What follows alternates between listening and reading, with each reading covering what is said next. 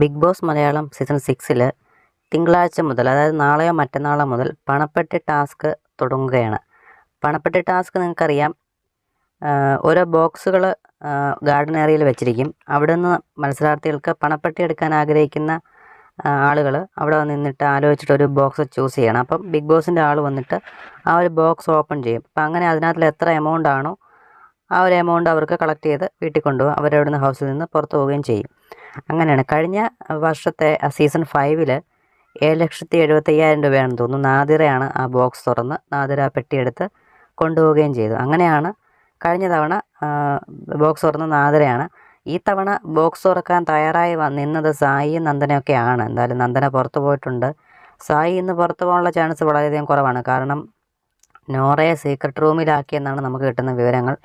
എന്തായാലും സായി ഇനി പുറത്ത് പോകാൻ ടിസ്റ്റുണ്ടോ എന്ന് നമുക്കറിയത്തില്ല. എന്തായാലും പണപ്പെട്ടി ടാസ്ക് തിങ്കളാഴ്ച മുതൽ തുടങ്ങുകയാണ്. എന്തായാലും ഇതിനെപ്പറ്റിയുള്ള നിങ്ങളുടെ അഭിപ്രായങ്ങൾ കമൻറ്റായി രേഖപ്പെടുത്തും. ആരാണ് പണപ്പെട്ടി എടുക്കാൻ ചാൻസ് കൂടുതൽ, അതോ ഇനി ആരും എടുക്കില്ലേ?